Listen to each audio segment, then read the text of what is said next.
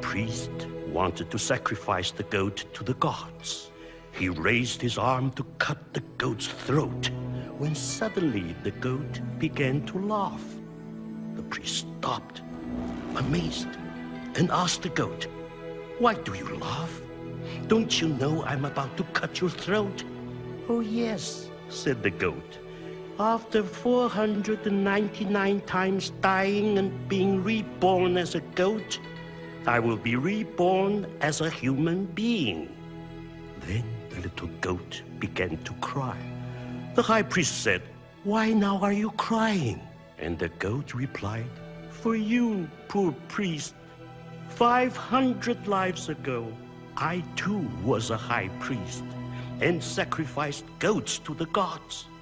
The priest dropped to his knees, saying, "Forgive me, I beg you. From now on, I will be the guardian and protector of every goat in the land." Now then, what does this ancient tale teach us? That no living creature must ever be sacrificed. What happened to the goat? Ah, yes, the goat. The goat had many, many lives as a human being, until one day he turned into someone very strange indeed. Chamba, show us something of your previous life. Huh?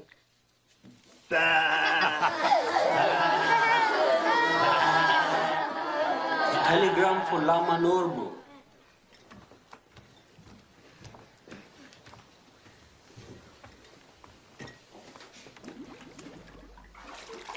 Let's see.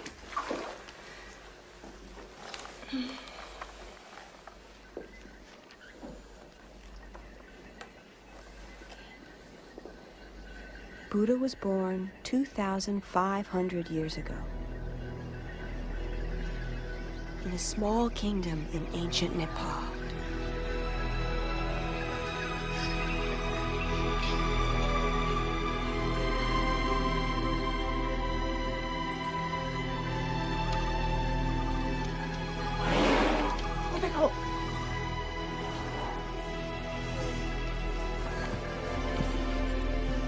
As was the custom in those days, his mother, Queen Maya, was returning to her parents' home for the birth of her child. It was a long journey for the queen to make, so on the way, the royal caravan stopped for a rest by the edge of a great forest.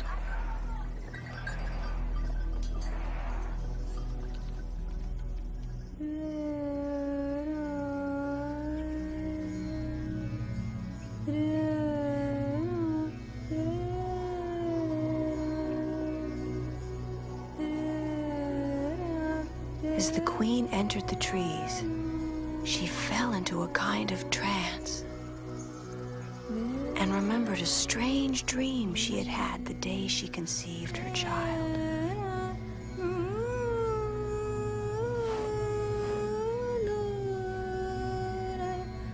In the dream, a baby elephant had appeared at her side and blessed her with its trunk.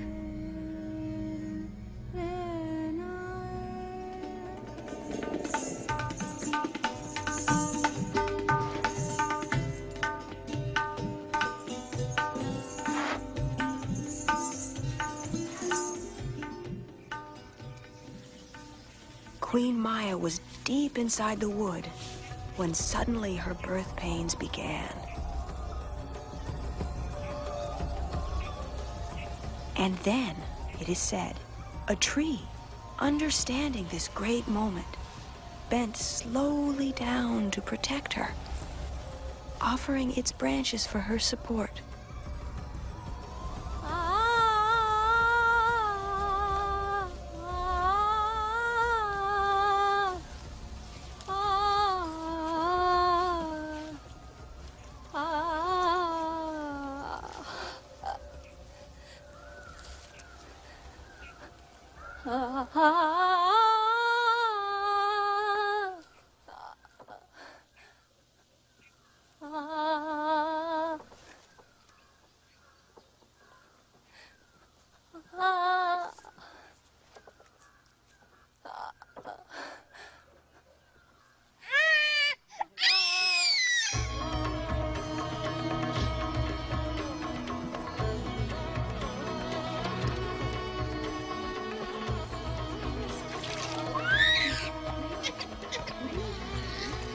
child was born with almost no pain, with shining golden skin.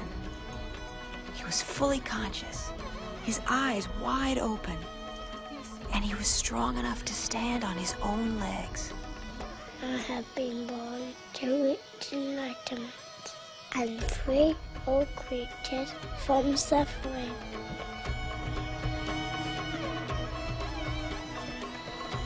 And it is said, lotus blossoms grew in his footsteps.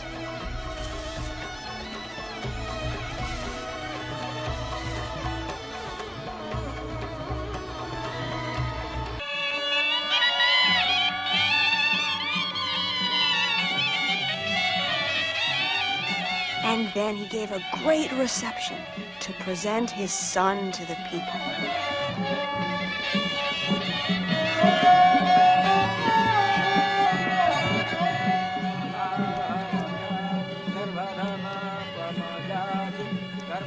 Suddenly, in the midst of the ceremony, and to everyone's surprise, an unexpected guest arrived. He was the revered hermit and astrologer, Asita, whom nobody had seen for years.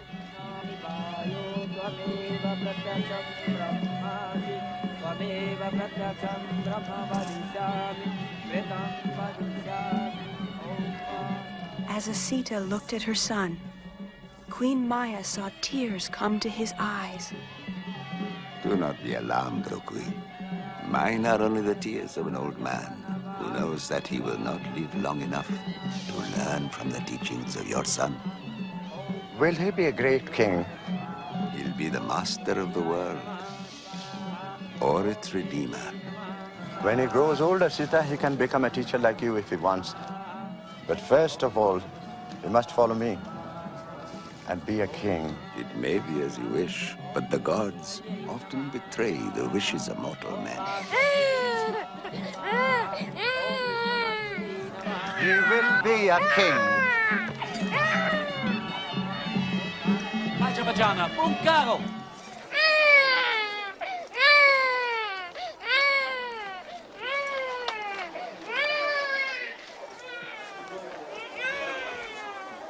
He will be a king!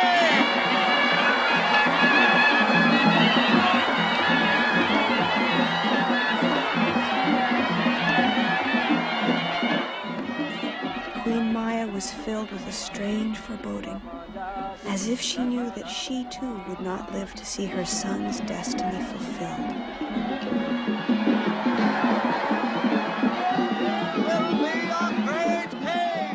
A week later, she died of a terrible illness that no doctor could cure. What happened to Buddha when he grew up? Oh, he wasn't called Buddha yet. He was still young Prince Siddhartha. And he married the beautiful princess Yashoda. He became a great horseman, a great archer, and he often played with his friends the ancient game called kabaddi. You mean all he was doing was having a great time? Yes.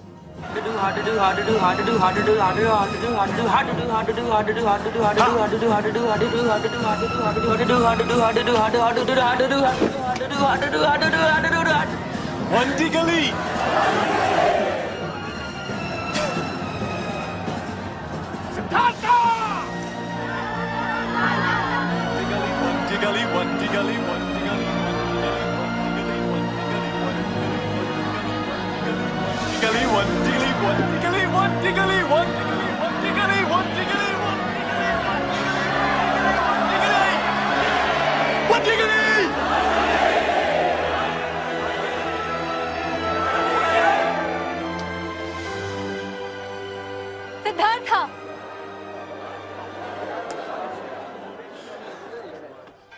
The king had given Siddhartha 3 palaces, one for winter, one for the rainy season, and one for summer. In this way, he hoped to shield his son from all knowledge of pain or worry.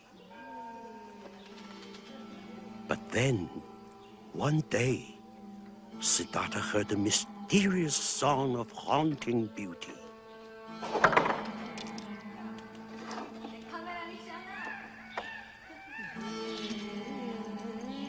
first he couldn't understand where it was coming from. The song was in a language he had never heard before. What was it saying? What did it mean?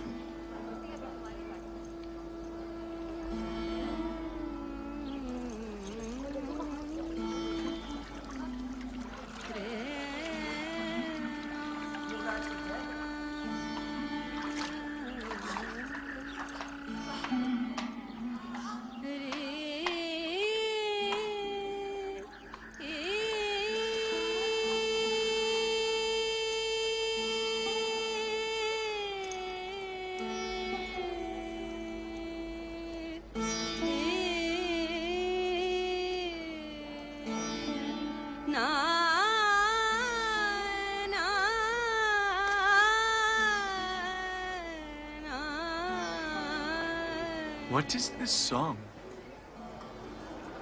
It is from a faraway land, my lord. It evokes the beauties of the country she knew as a child. The mountains and the lakes that she can never forget. How strange. Do such places exist? Places as beautiful as here? I have heard that only suffering lies beyond these walls. What do you mean? Suffering? Your father loves you very much. He has given us everything we could want. There's no need to go anywhere else when you have such beauty around you.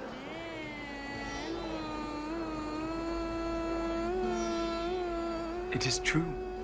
We have everything and everything is perfect. So, what is this feeling I have? If the world is so beautiful, why have I never seen it? I've not even seen my own city.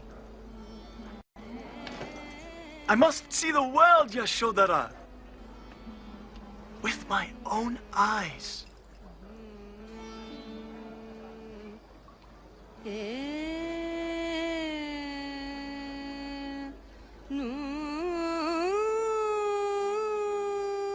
It is a trumpet made from a human bone. Honest? A human bone?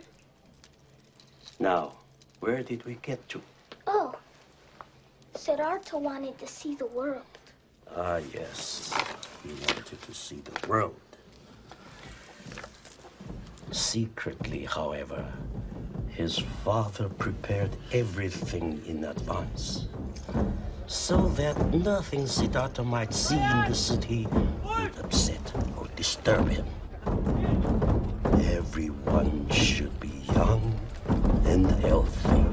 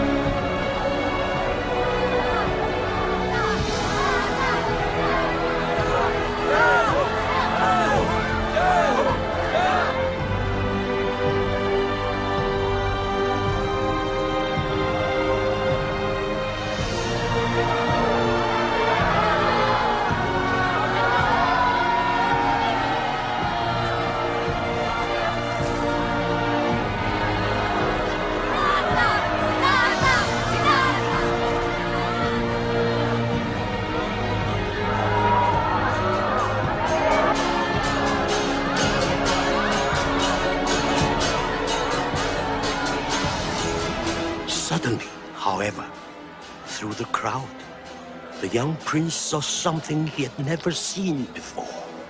Shana! Shana! Who are those men? Tell me, who are those men? They are men like the rest of us, my lord, who once sucked milk from their mother's breast. And why do they look like that? They are old, my lord. What do you mean, old? Old age destroys memory, beauty, and strength. In the end, it happens to us all, my lord. To everyone? To you and to me? It is better not to concern yourself with these things, my lord. And where are they taking them? Shut up! No, my lord. Don't go there, please. You mustn't. No, my lord. My lord. My lord, Siddhartha.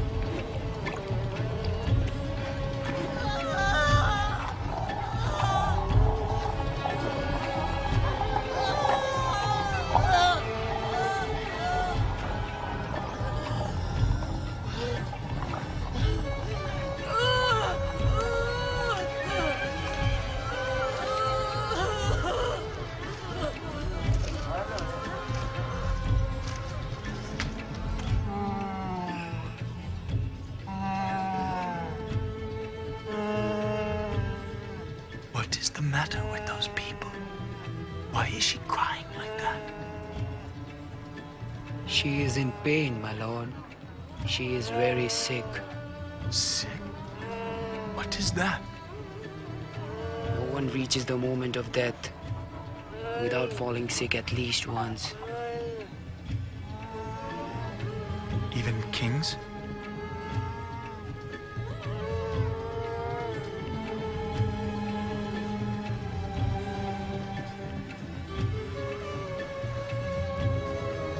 And death? What moment is that? Show me death.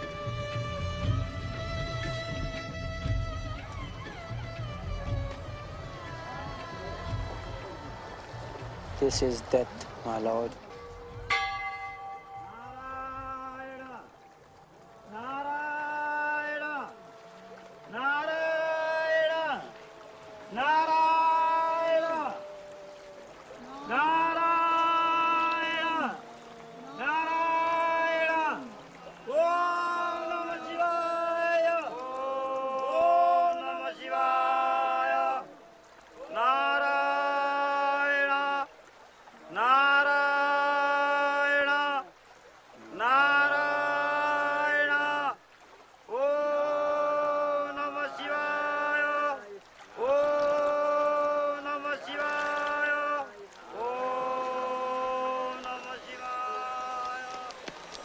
Here, the ashes are given to the river, my lord.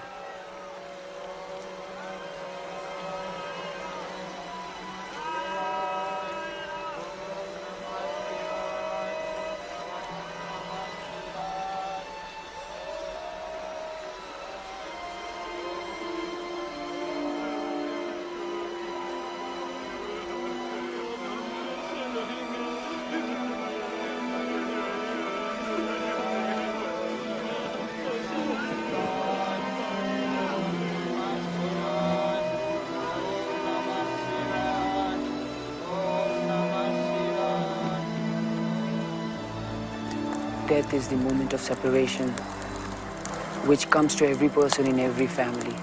When a body grows cold and stiff like wood, it has to be burnt like wood.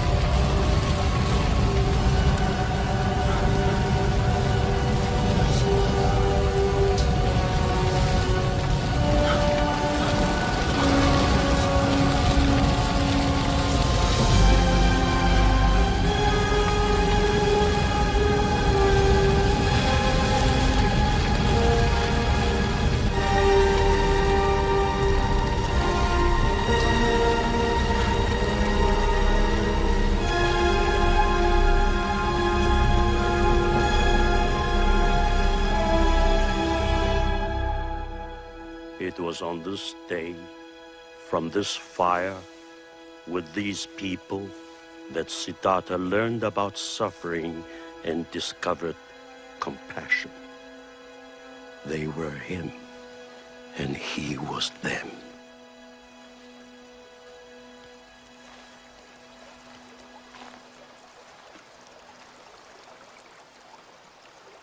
Jesse. Mama Norbo. Jesse. Say goodbye, Jesse. Don't forget your book. Jesse, long years. Goodbye, Lama Norbu.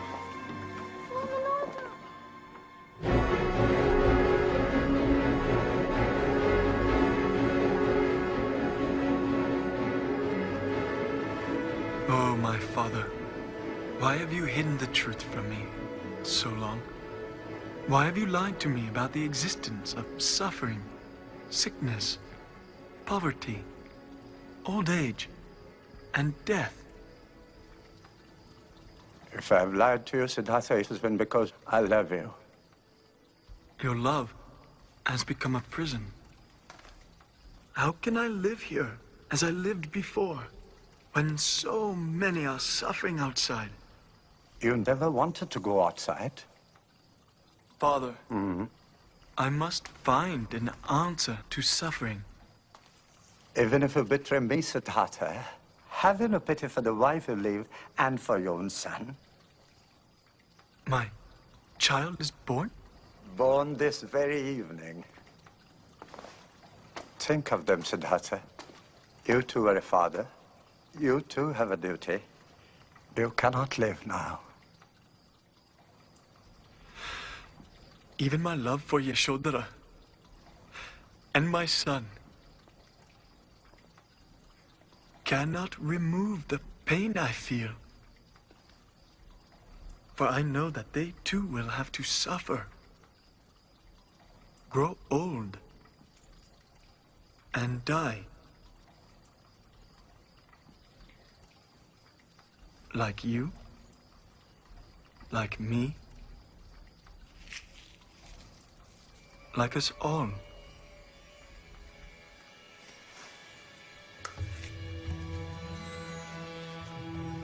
Yes. We must all die. And be reborn. And die again. And be reborn and die and be reborn and die again. No man can ever escape that curse. Then that is my task. I will lift that curse.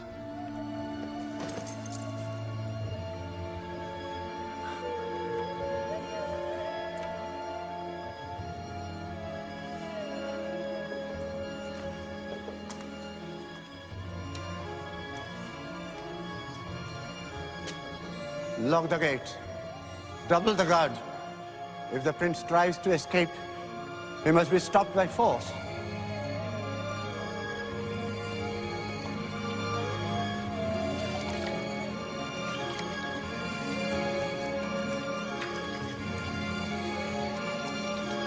As soon as he left his father, Siddhartha went to see his wife and his newborn son.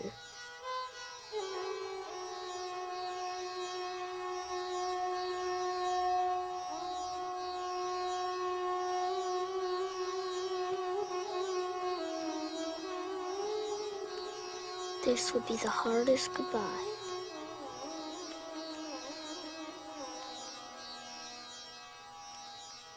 His heart was torn, but his mind was made up.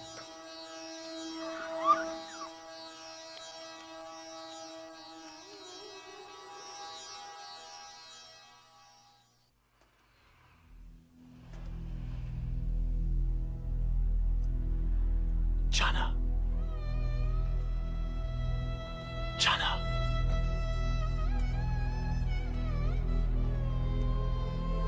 Jana. A magic mist had descended over everything. Jana. The whole court had fallen into a deep sleep. Jana. Jana. Jana. Jana. Jana. Jana, wake up. Get Kantika. Get Kantika. Mind no one sees you, and meet me at the old gate. Go now. Yes, my lord.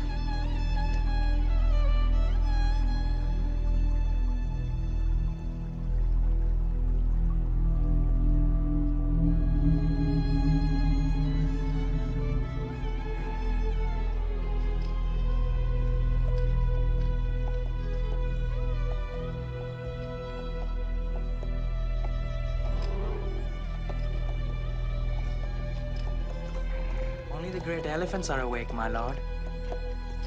The whole world is dreaming, Chana.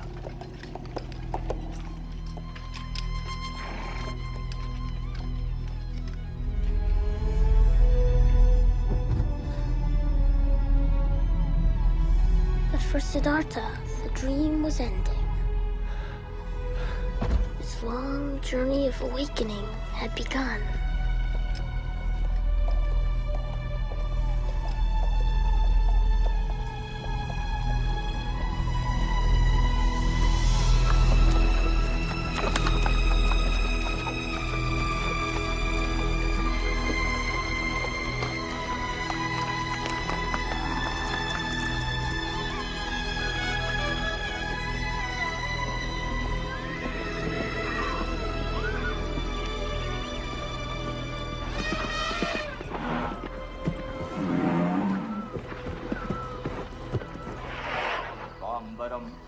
नानारत्न विभूषितं निगमदा मोदाङ्कितं चन्दनं जाति चम्पकल्बिल्लपत्ररचितं पुष्पं चतुर्थं. Who are they, Chana?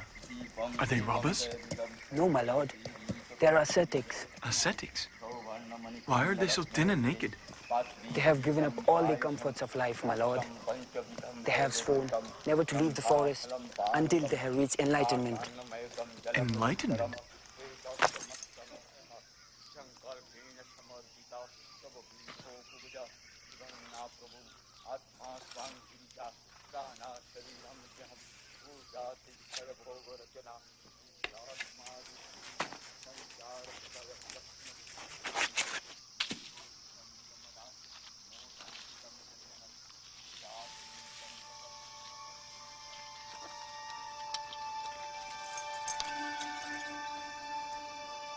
These are for you.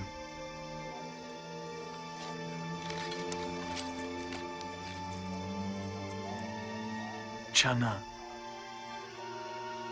I am doing this for everyone. I am looking for freedom.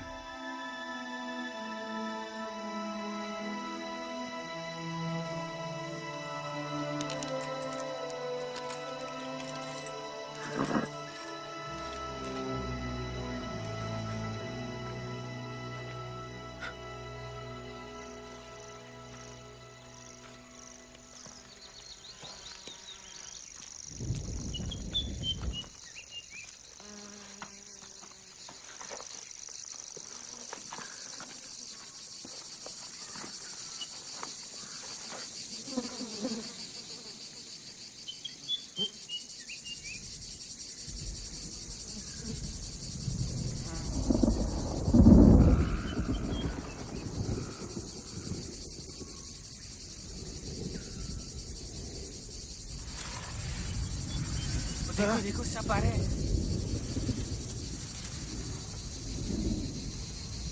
Ikinabadasan.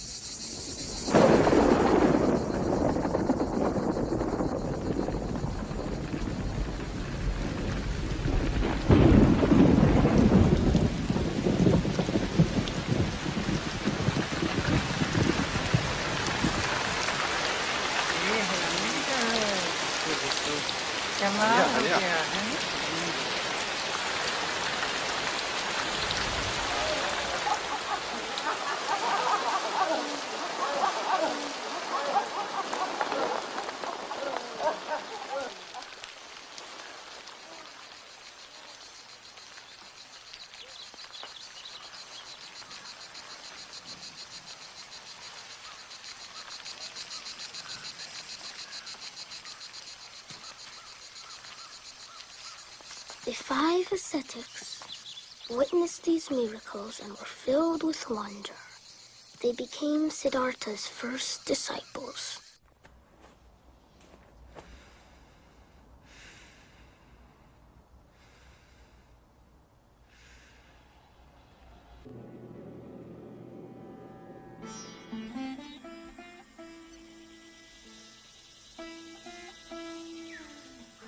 For 6 years, Siddhartha and his followers lived in silence and never left the forest. For drink, they had rain. For food, they had a grain of rice or a broth of mud, or the droppings of a passing bird. They were trying to master suffering by making their minds so strong they would forget about their bodies. Then, one day, Siddhartha heard an old musician on a passing boat speaking to his pupil. If you tighten the string too much, it will snap. And if you leave it too slack, it won't play. Suddenly, Siddhartha realized that these simple words held a great truth, and that in all these years he had been following the wrong path.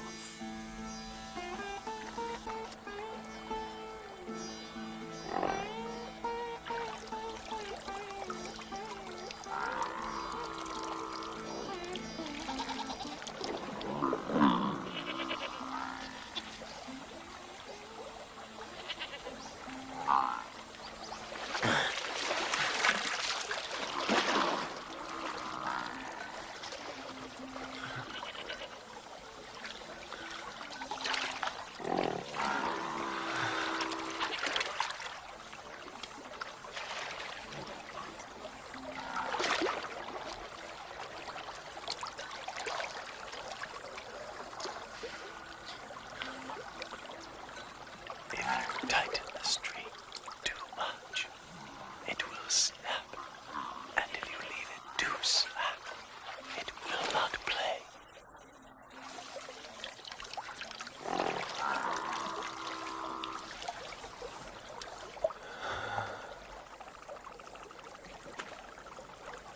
A village girl offered Siddhartha her bowl of rice, and for the first time in years, he tasted proper food. But when the ascetics saw their master bathing and eating like an ordinary person, they felt betrayed, as if Siddhartha had given up the great search for enlightenment. Come and eat with me.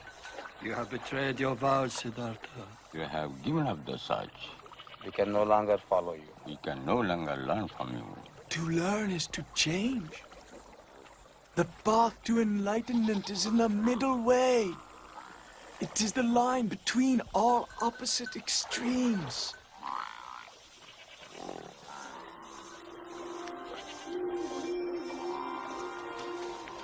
If I can reach enlightenment, may this board float upstream.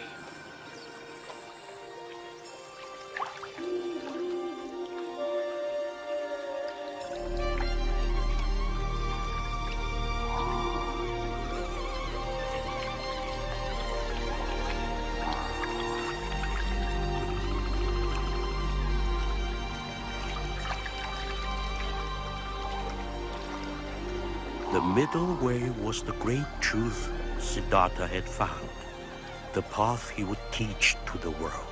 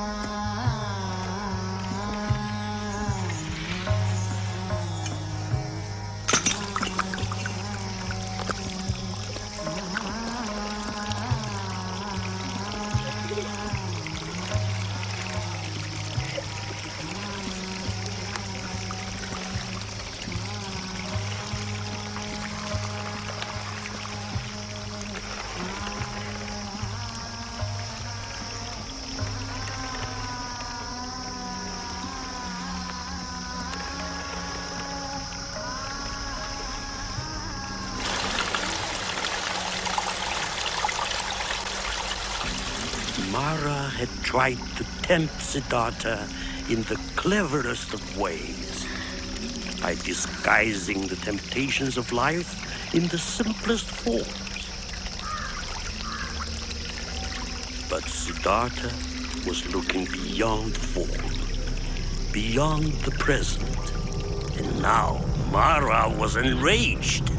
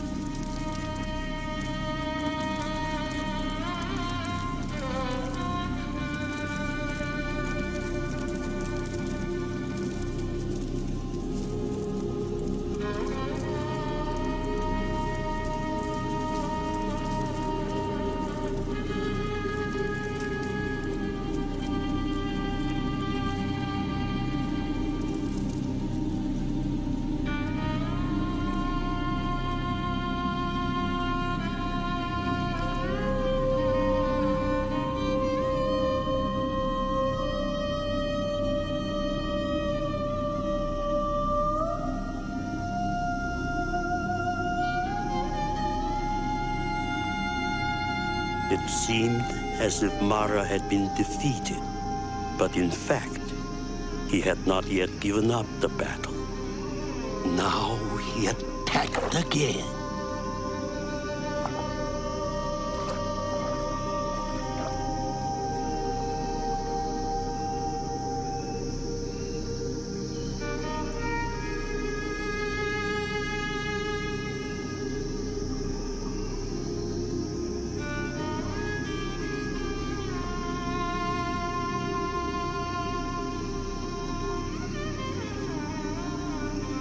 You who go where no one else will dare. Will you be my god, architect? Finally I have met you. You will not rebuild your house again. But I am your house. And you live in me. O Lord of my own ego, you are pure illusion. You do not exist. The earth is my witness.